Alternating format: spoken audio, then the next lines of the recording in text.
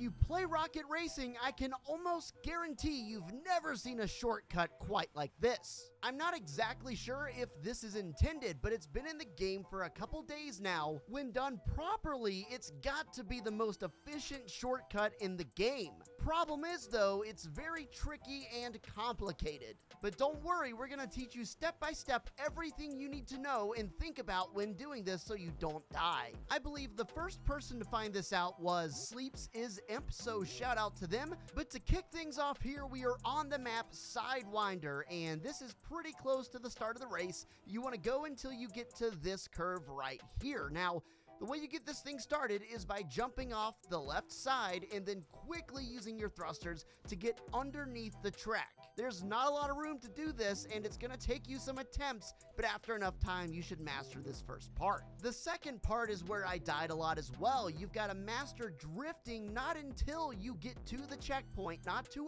early, not too late. You got to drift once you get to that checkpoint. It's a short-lived drift though, because if you're not straightened up by the time you get to the end, you are not going to live. You're going to ram right into the side of this wall and die over and over and over again, just like I did. So what you got to do is make sure you press the drift button again before you get to the part where you've got to jump upcoming to straighten out, and then jump below to break the barrier so you can fly out this way. Now, it's not exactly pretty. You're not always going to get the most perfect straight attempt here, but as long as you don't die, you are still saving a ton of time. Any way you can get out of there and still stay on track is good enough for this trick. The next step is also very hard, so you can actually go straight through these rocks right here. If you just drive straight through them, they're not going to give you any issues. But the part that is really tough is making sure that you hit this next checkpoint, so look very closely right here. You see that checkpoint? If you miss that checkpoint, you've done all this work for nothing. So what you got to do is hover as close to the top of that checkpoint as you can,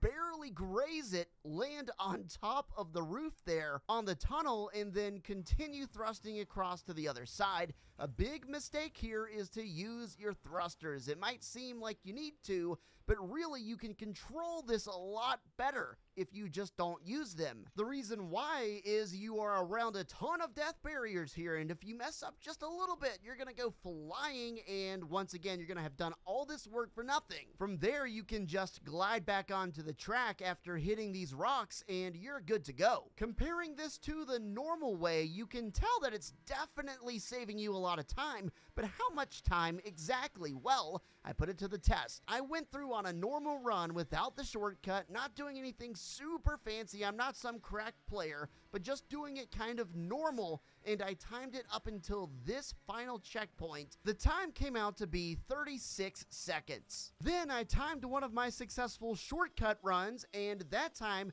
came out to be 24 seconds, guys. That's 12 seconds off.